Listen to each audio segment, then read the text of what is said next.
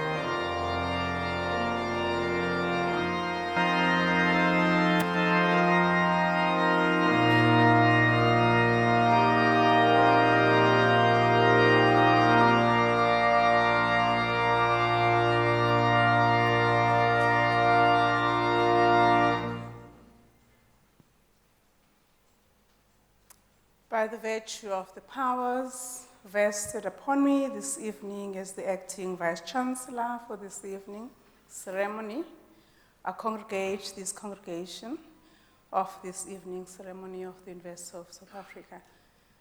You may be seated.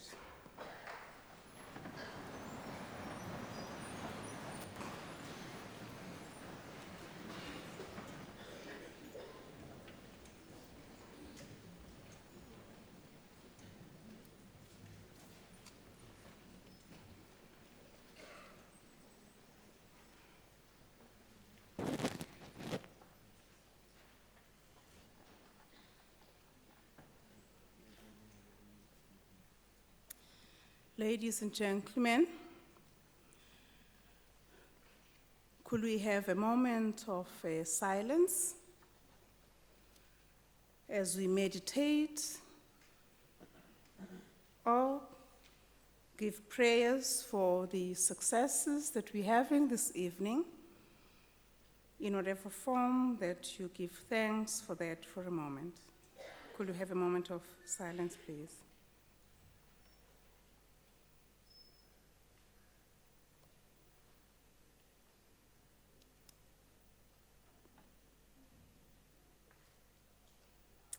Thank you.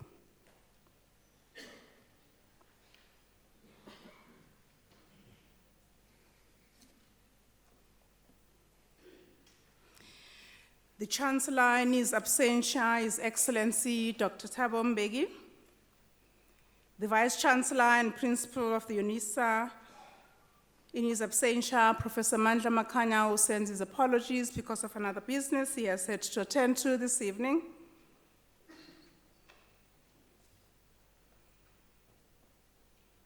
Members of the University Council, I know some of whom will be, of course, internal. We appreciate your presence.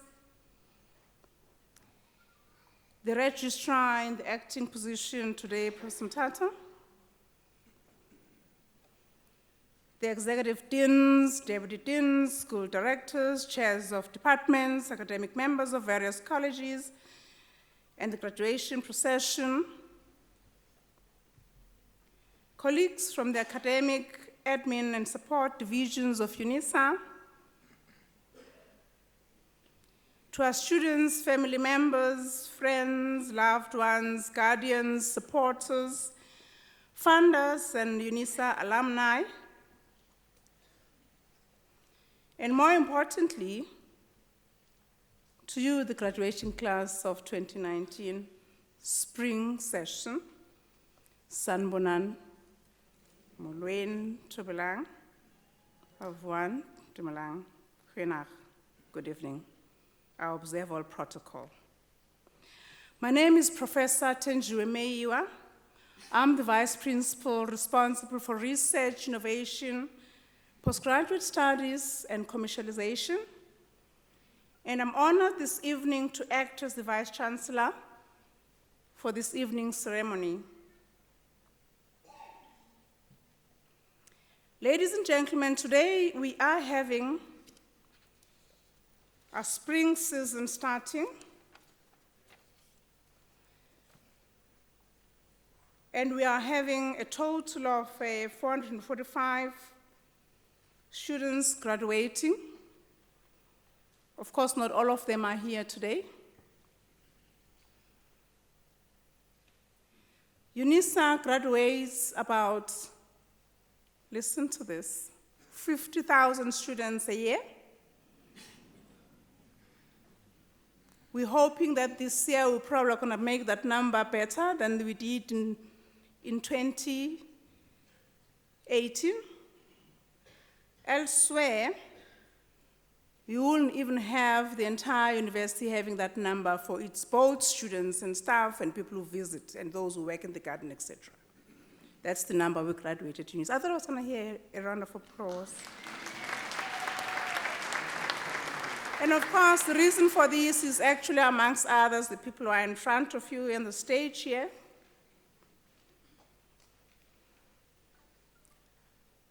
I'm happy to let you know that again, we've actually made it good. That tonight we have more female students graduating than men.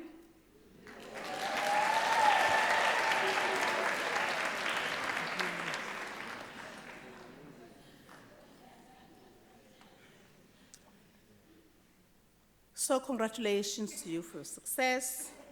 And of course, we have quite a number of red-gowned colleagues, can I say?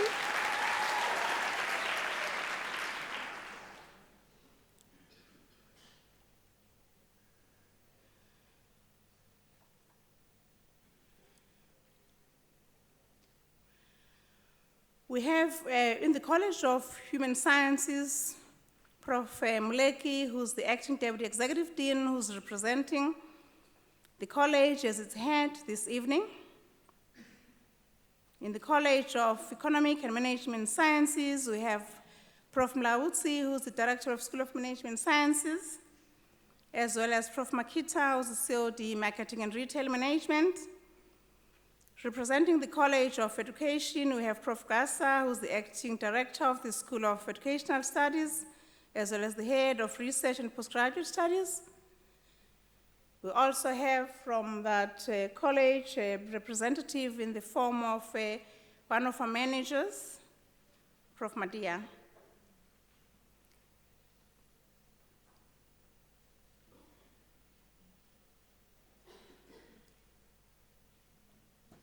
I also acknowledge colleagues from, I've seen some colleagues who are school directors, but I see that you're not on my list here, so you must have sneaked yourselves in here. It's good when colleagues force themselves into graduations. Thank you. We also shall have the Chancellor's address being presented by Professor Namo of the College of Economic and Management Sciences, and have to single-handedly acknowledge the presence of a council member who's external, Mr. Opa Khalane. Our supervisors in this order who've actually are giving us this evening the red-gowned colleagues. I have to call you colleagues now that you've actually climbed the ladder. The supervisors are Prof. Spachenberg, Prof. Mleki, Prof. Adesina, Prof. Mukundana, Prof. Sroto, Prof. Van Jarveld, Prof. Mkatsi. And we shall be knowing more about the red-gowned colleagues as they walk the graduation stage.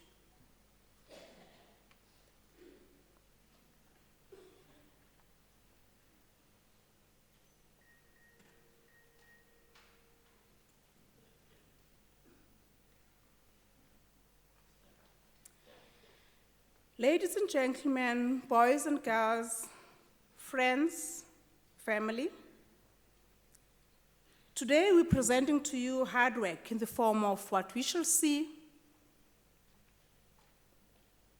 as Unisans walk the graduation stage. Today is a culmination of their excellent efforts at Unisa. Today they reach one of their goals. Today they make you and I very proud. Today they graduate. Therefore, as a mark of respect of all our graduates and their families and friends, we're going to have a bit longer evening this evening. I request in advance that you give each and every graduate support till the one who will be at the end by staying behind. Graduation ceremonies are far and few in between, so I call upon you to respect the first to the last one by your presence. And I thank you in advance for your support for this evening, that you shall do so.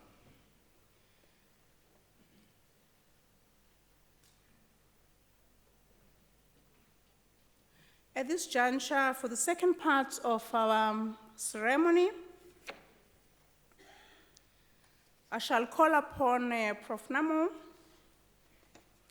who's been sent by our Chancellor, His Excellency, Dr. Thabo Mbeki, to do his speech on his behalf in his absence.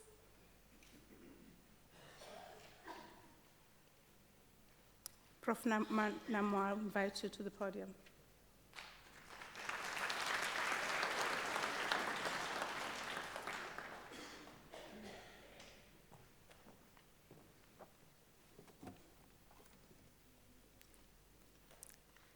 the Acting Vice-Chancellor, Prof. T. Meiwa, Acting Registrar, Prof. A.P. Phillips, our distinguished graduates, learned colleagues, ladies and gentlemen, it is a great honor for me to deliver the Chancellor's address on this special and colorful occasion. I will focus on the subject matter, embracing and fostering diversity in the work environment. Just a day after the South African Heritage Day, which most of us celebrated in style on the 24th of September 2019, that is yesterday, my topic selection was deliberate for emphasis. In 1996, the late President Mandela addressed the new holiday.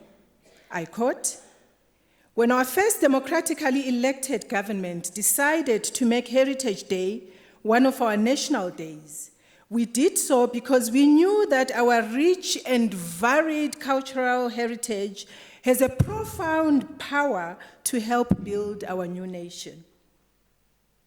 The South African government website cites the purpose of the day as, number one, recognition and celebration of the cultural wealth of our nation, remembering the cultural heritage of the many cultures that make up the population of South Africa.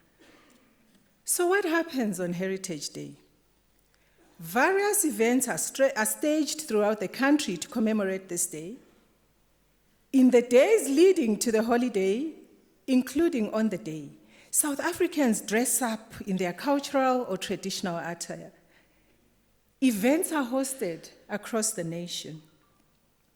Braai Day, which has been criticized for trivializing the Heritage Day, was in fact endorsed by the National Heritage Council. Yes, indeed, yesterday we celebrated. We had the braai, and it was good. Today we continue to celebrate in style. You see the red gowns, black gowns, blue gowns, purple gowns, a diversity of academic regalia. And also colorful traditional attires I see from our distinguished guests. I want you to consider an iceberg. This is a popular metaphor that is used to describe culture. The artifacts of culture, such as dress, architecture, language, mannerisms, are what you see above the surface. But they are just the tip of the iceberg.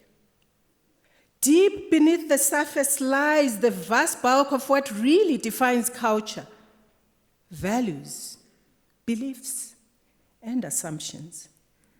Should we as a people focus on personal achievement or group harmony?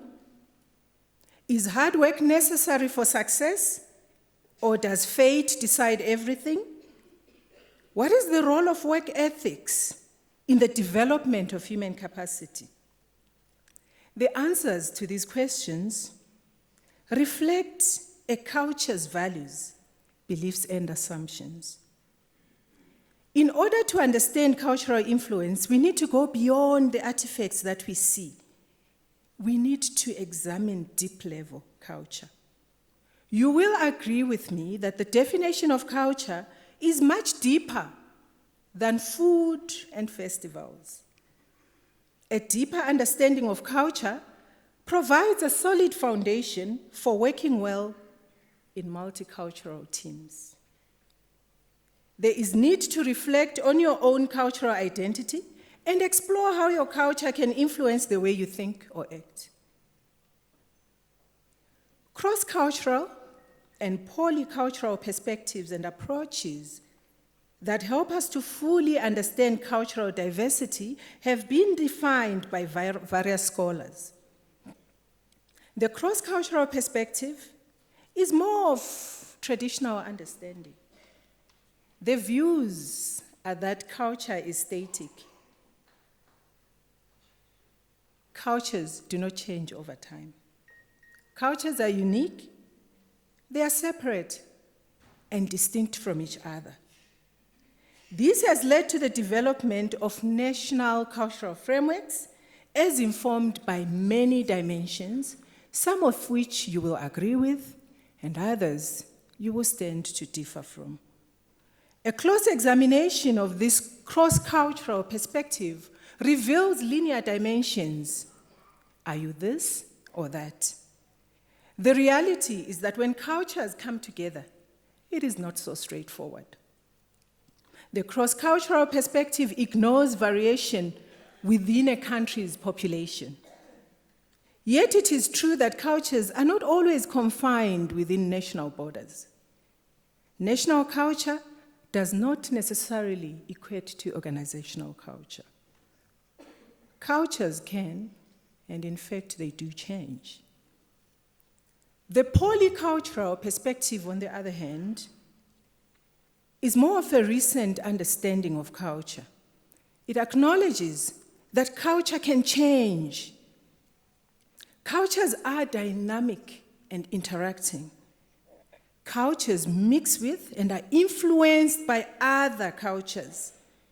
New hybrid cultures can emerge from interaction between existing cultures. Individuals aren't defined by a national culture. People can embody more than one culture. In your current workplaces or future workplaces, to our graduates, certainly different cultures will come into close contact.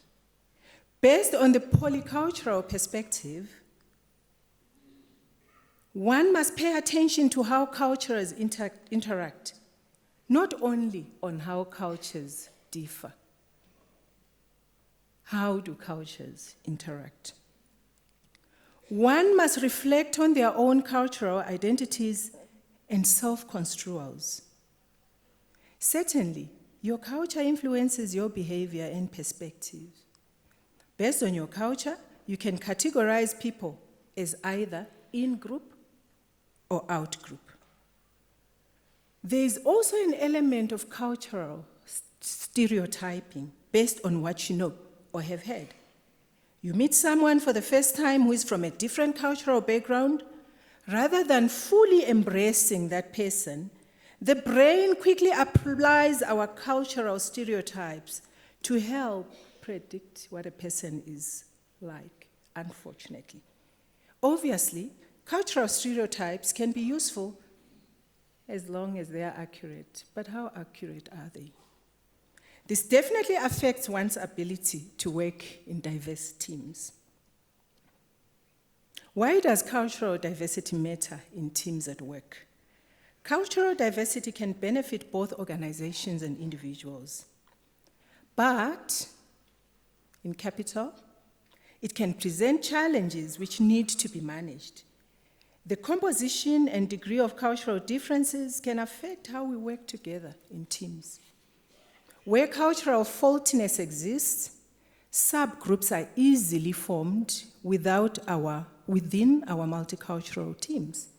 This presents opportunities and challenges that affect how we communicate, how we handle conflict, and how we make decisions and solve problems. Thankfully, there are strategies for ensuring that we harness the benefits of multicultural teams. In order for you to seize the opportunities, you have to explicitly recognize and value cultural differences. Do not suppress or simply gloss over. It is important that culturally diverse teams maintain their identity and not work like monocultural teams. Losing identity results in losing all the potential benefits that can arise from diversity. You must cultivate the right conditions for high performance by reducing the impact of cultural faultiness and fostering positive diversity mindsets. Understand differences in leadership styles and practices across cultures so that you can better lead an inclusive team. Now, what is the relevance of all this to our graduates? You will certainly be asked a question on diversity in a job interview if that has not happened yet. often structured as follows. What strategies have you used to respond to diversity challenges? I'm pausing so that you can reflect on that. Was there a diversity value at your past employer? If so, did you make an impact on this? This is an interview question that you must answer well for that job. How has diversity played a part in your career? It is my hope that for this particular question, you will answer it as follows. It turned me into who I am today. This is more of a cliche, but very true. Our past has shaped whom we are today. In conclusion, as you officially get your qualification today, perhaps together we can find a solution to the elusive quest for embracing diversity at national, continental, regional, and global levels. What is it that you have done in the past, are doing currently, or planning to do in the future in order to harness cultural diversity? Best wishes and the greatest of success to you all as you continue to consider how you will implement your knowledge and strategize to ensure that you work in a successful, culturally diversified team. I thank you.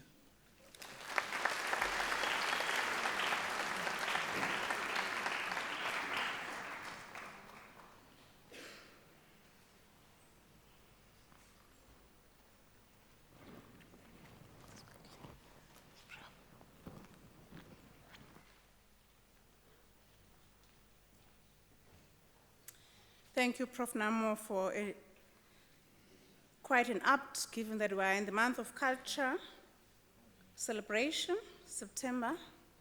What an address that talks to what shall be expected of us as we go back to the working world or join the working world. Now we come to the very exciting moment of graduation, walking the graduation stage. We've actually rolled out the red carpet for you because of how important you are. So when you walk on the red carpet, do it with an attitude. Very important because we are taking pictures of you. You've spent a lot of money on your outfits this evening.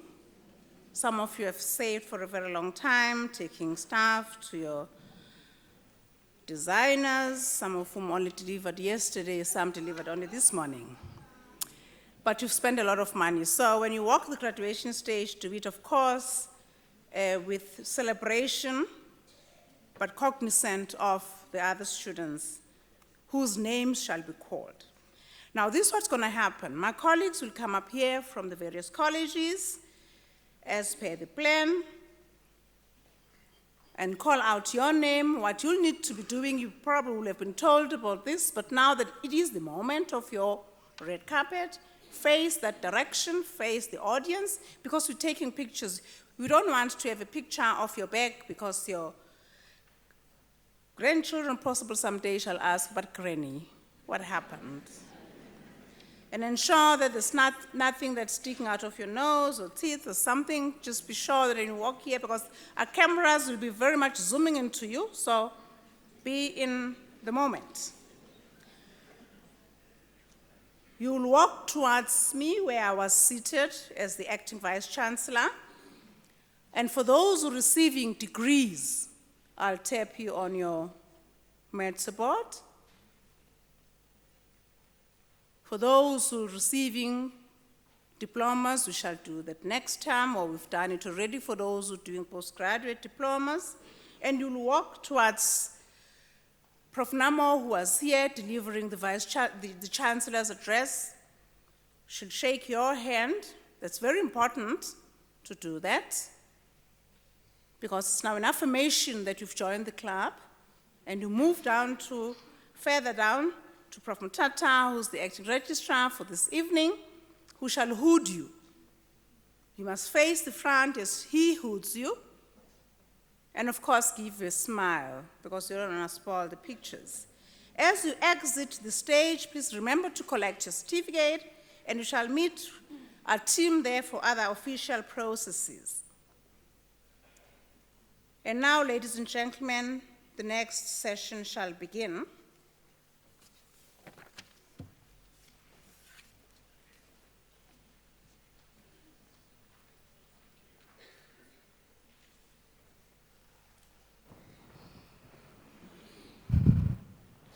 By the virtue of the powers entrusted to me this evening, I shall now proceed to confer the degrees and diplomas of the university on the candidates whose names appear in the program, and I request the representatives from the various colleges to do the honors of presenting the candidates to me.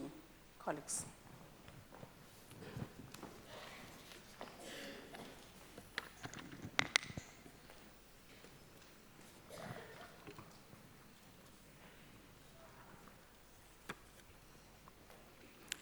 Madam Acting Vice-Chancellor, I have the honor to introduce to you Daniel Asafa Kasaye for the degree of Doctor of Literature and Philosophy. I request his co-supervisor, Professor J. Spannenberg, to read the citation in support of the conferment of the degree.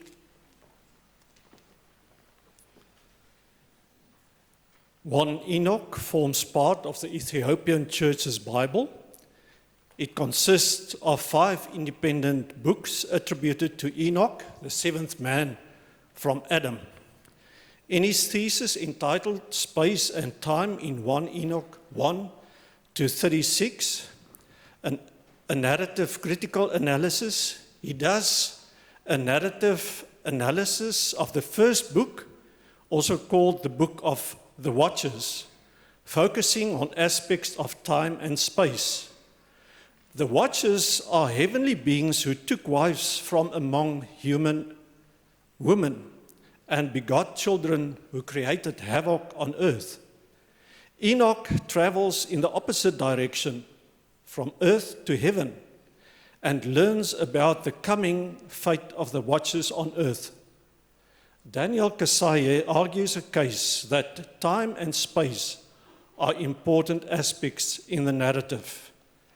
The supervisor was Professor P.S. Vermaak. Madam Acting Vice-Chancellor, I have the honor to request you to confer on Daniel Asafa Kasei the degree of Doctor of Literature and Philosophy.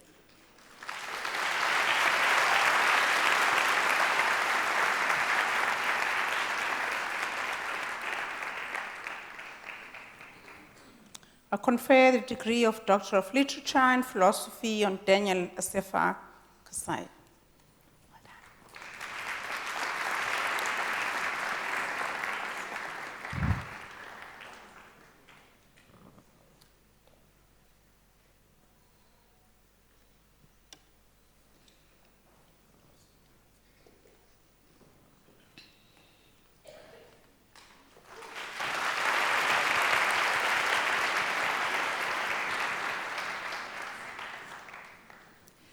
Madam Acting Vice-Chancellor, I have the honor to introduce to you Nomawetu Constance Mjekula for the degree of Doctor of Literature and Philosophy. I was the candidate supervisor, and it is now my privilege to read the citation in support of the degree. In her thesis entitled Model for Support of Family Caregivers of Traumatic Brain Injury Patients Following Discharge from Hospital Rehabilitation in the OR Tambo District Municipality of Eastern Cape, she thoroughly explores and describes the experiences and challenges family givers in caring for traumatic brain injury patients post-rehabilitation and discharge from hospital. She alludes to the fact that neurological events affects not only the individual, but also the caregivers and the family system at large. This becomes more of a challenge in areas of high level of poverty and literacy, poorly developed infrastructure, and lack of available community services. The findings make a valuable contribution to better understanding the experiences and coping strategies for family givers and the support services that could assist them in their caregiving. Madam Acting Vice Chancellor, I have the honor to request you to confer on Nomawetu Constance Mjegula the degree of Literature and Philosophy.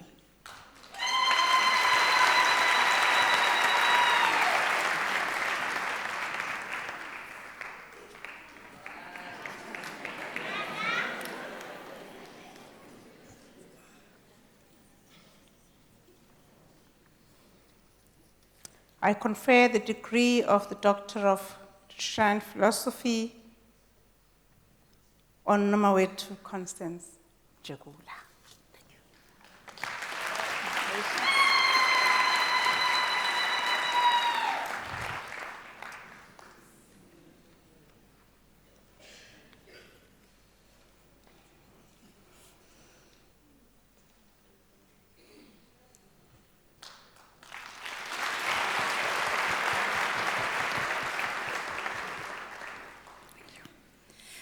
Madam Acting Vice Chancellor,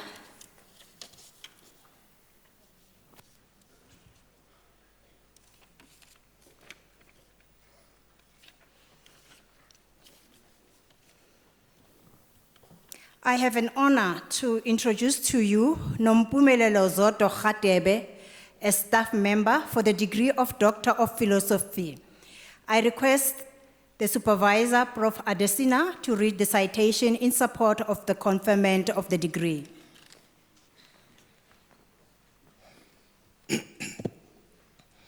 In a thesis entitled Towards the Capital Economy, Understanding the Different Economic Logic of Stockfields in Eshlingeni, in Vryheid, KwaZulu-Natal, South Africa, she investigates the economic logic of Stockfield.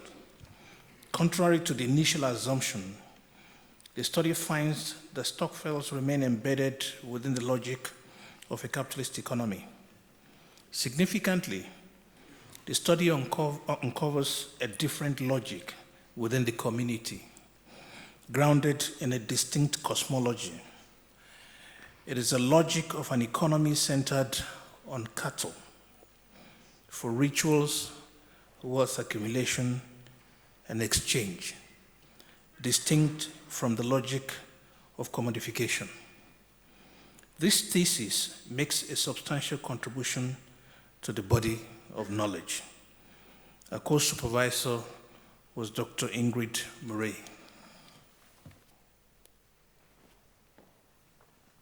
Madam Acting Vice Chancellor, I have the honor to request you to confer on Nompumelelo Zodwa Khatebe the degree of Doctor of Philosophy.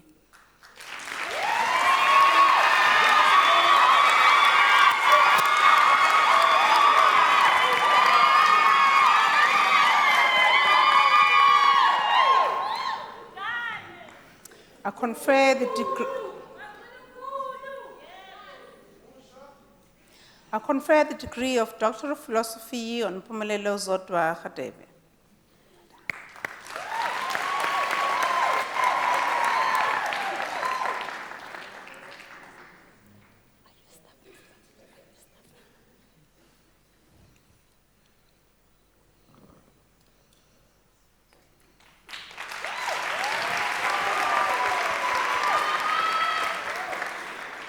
Madam Acting Vice Chancellor, I have the honor to introduce to you Vuyoloetu Seti, a staff member for the degree of Doctor of Philosophy.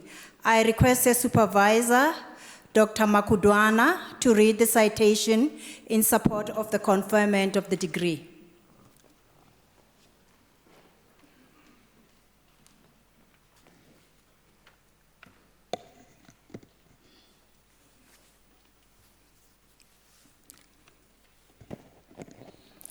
In her thesis, entitled On Blackness, the Role and Positionality of Black Public Intellectuals in Post-1994 South Africa.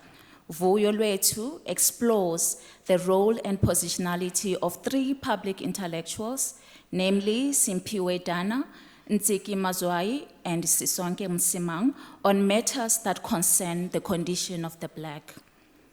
The study not only historicizes Black women as producers, users, and custodians of knowledge, but also situates their lived experiences as relevant sites of knowledge and intellectualism, albeit ignored in socio-political and academic discourses. Using Fanon, native intellectual consciousness as a lens, she not only deconstructs and decolonizes the concept of public intellectuals, but also contributes to communication science, a raw and altruistic way of studying Blackness. The thesis itself is a pedagogical contradiction to the orthodox axiology of a detached scholar.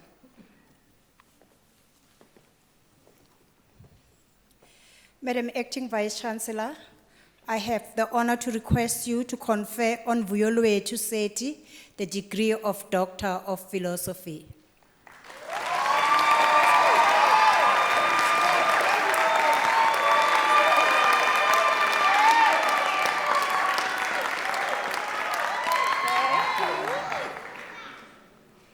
I confer the degree of Doctor of Philosophy on Vuyo Lwethu Seti.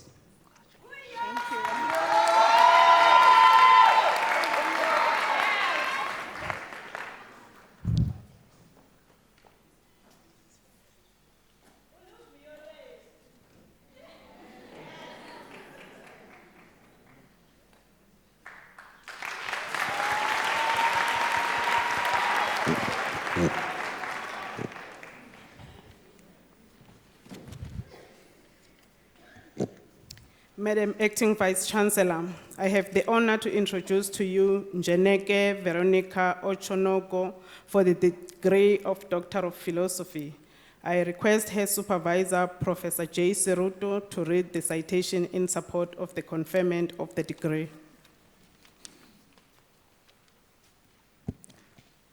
In her thesis entitled Parental Involvement in Career Choice of Secondary School Learners, a case of a secondary school in Mamelodi, South Africa, she investigates parental involvement in the career choices of secondary school learners and the level of influence that the parents have in their children achieving career success. The research findings indicate that parental involvement to a large extent influences learners' career choices and that such involvement is an essential factor in the career success of learners. This study makes a substantial contribution to the body of knowledge on the contextualization of the nexus between career development and parental involvement. Madam Acting Vice Chancellor, I have the honor to request you to confer on Njeneke Veronica Ochonogo the degree of Doctor of Philosophy.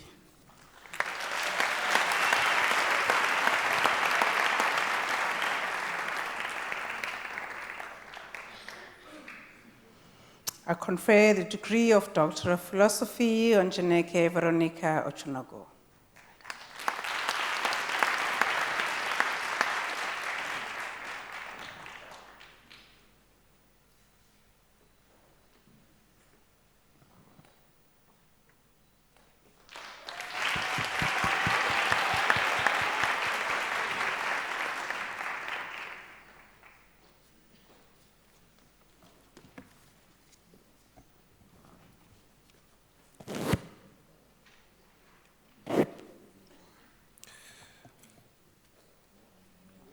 Madam Acting Vice Chancellor, I have the honor to introduce to you Anton Brevis for the degree of Doctor of Public Administration. I request his supervisor, Professor Elsie van Jaarsveld, to read the citation in support of the conferment of the degree.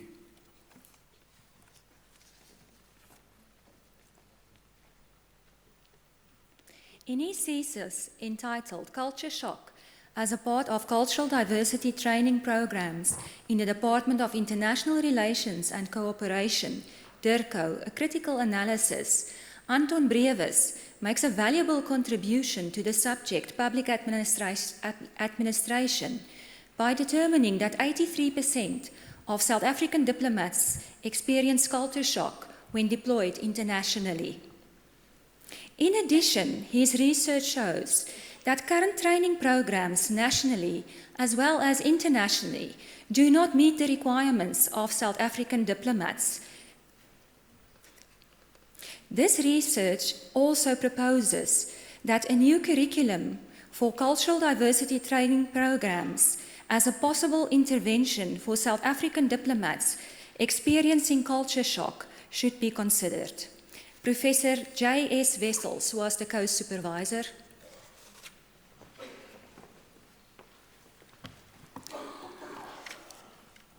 Madam Acting Vice-Chancellor, I have the honor to request you to confer on Anton Brevis the degree of Doctor of Public Administration.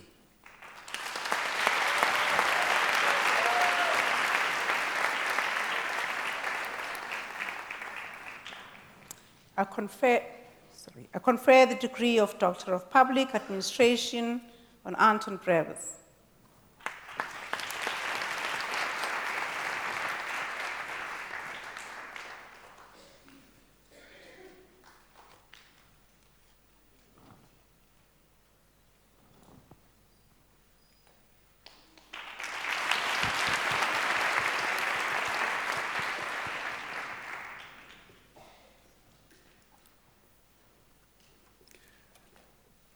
Madam Acting Vice-Chancellor, I have the honor to introduce to you Estelle Lydia Kotze for the degree of Doctor of Philosophy. The candidate supervisor was Prof. H.C. Yaneke, and it is now my privilege to read the citation in support of the conferment of the degree. In her thesis entitled An Investigation into Whether Learning About Social Cognitive Neuroscience in a Leader Development Intervention Helps to Facilitate Behavioral Change in Leaders, she investigates whether exposure to foundational knowledge about social cognitive neuroscience could improve the functioning of leaders in organizations. The research involves workshops during which leaders learn about the brain and cognitive systems, and discover how these systems govern thinking and behavior in social and organizational situations. Semi-structured interviews were conducted with the participants and their managers, and the data were analyzed qualitatively. The results suggest that the workshops have a positive impact on the leaders' self-awareness and the regulation of their emotional states, and leads to improved personal effectiveness and enhanced interaction with others in teams. Madam Acting Vice-Chancellor, I have the honor to request you to confer on Estelle Lydia Kotze the degree of Doctor of Philosophy.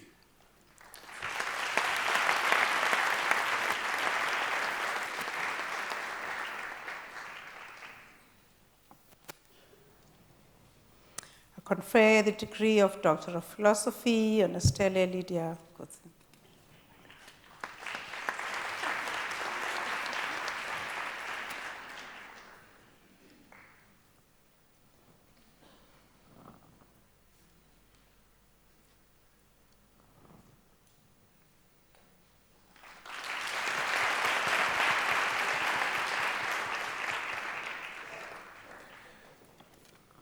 Madam Acting Vice-Chancellor, I have the honor to introduce to you Pros Nagita Oluka for the degree of Doctor of Philosophy.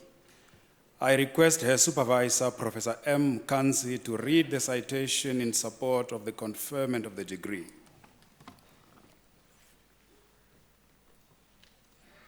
Good evening. In her thesis entitled A Supply Chain Coordination Framework for Malaria Treatment Therapies in General Hospital in Uganda, Pros Nagita Oluka explores the critical supply chain coordination dimensions, logistic activity dimensions, and management environment dimensions affecting the availability of antimycin-based therapies for malaria. Her findings provide a foundation for strengthening the health supply chain coordination geared towards increasing the availability of malaria drugs. She develops a framework that disentangles a multi-embedded supply chain problem for the distribution of malaria drugs and makes a valuable contribution to the body of knowledge in the field of health supply chains.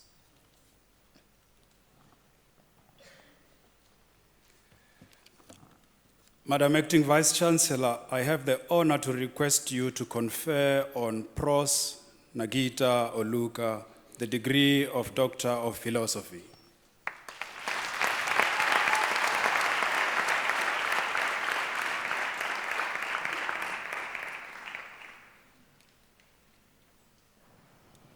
Confer the degree of Doctor of Philosophy on Pros Nagita Oluka.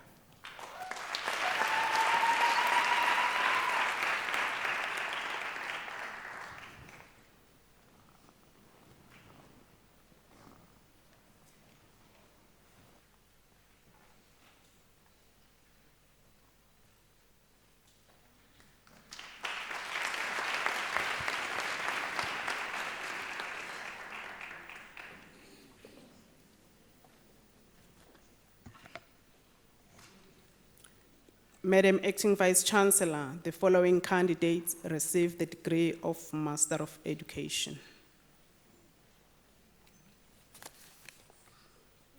Ojonla Likomo,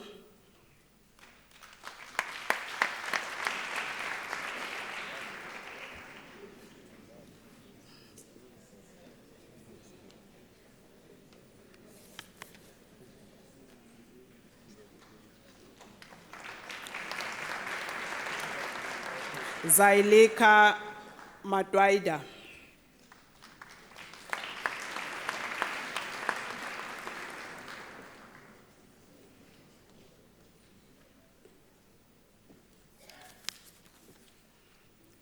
Mahlodi Salom Mukhoshing,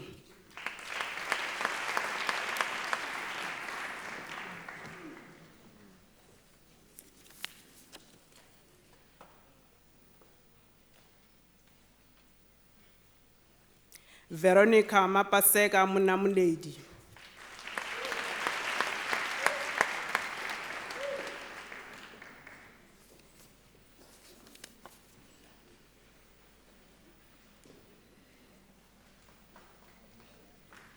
Morris Mulabisane,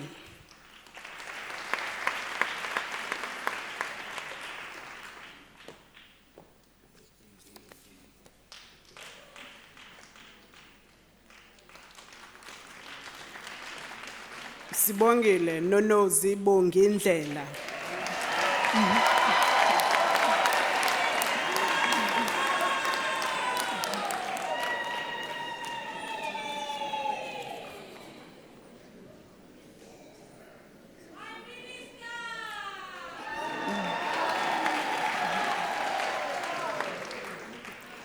Solomon Mapuedi Sibupela,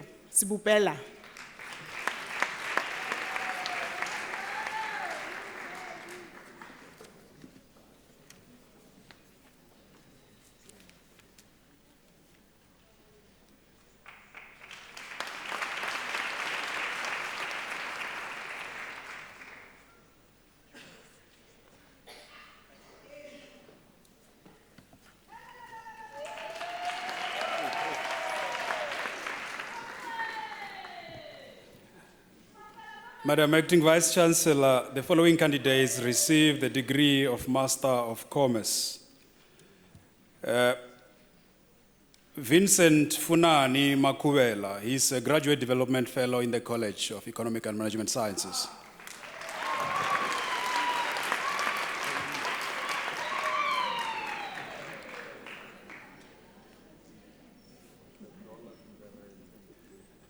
Moliehi Florence Tupa.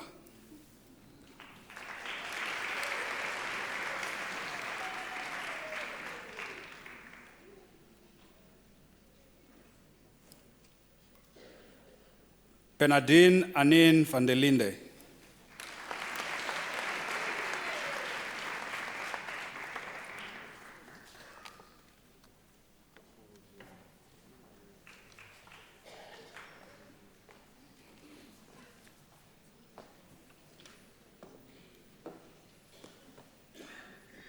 Madam Acting Vice Chancellor, the following candidates received the degree of Master of Arts. Flora Mokhadi Munisi.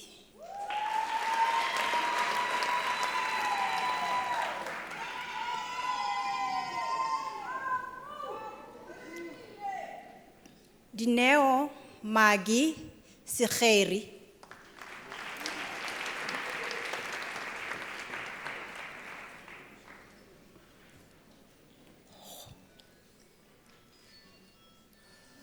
Khumotlokhwa Grace Sibota.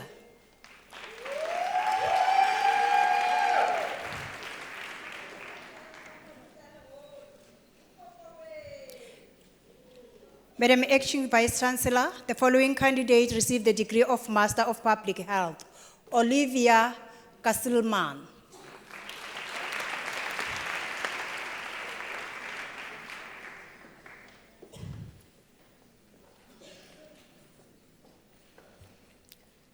Madam Acting Vice Chancellor, the following candidates received the degree of Bachelor of Arts Honours. Sophie Tebogo Bupape.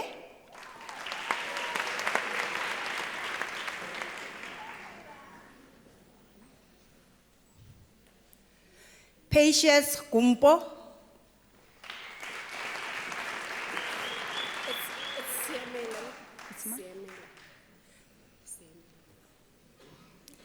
Siemela Desri Mabilane.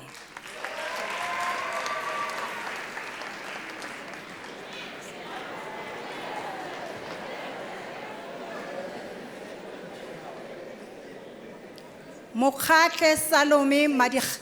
Mokhaetji Salome Madikage.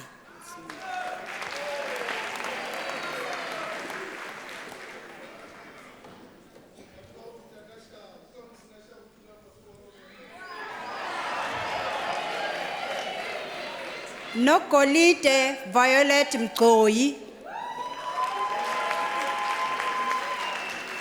Hamba Nokolite.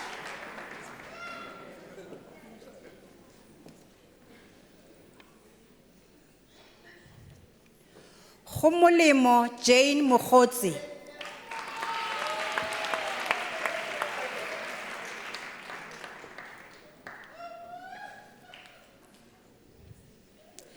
Bridget Rasmeni.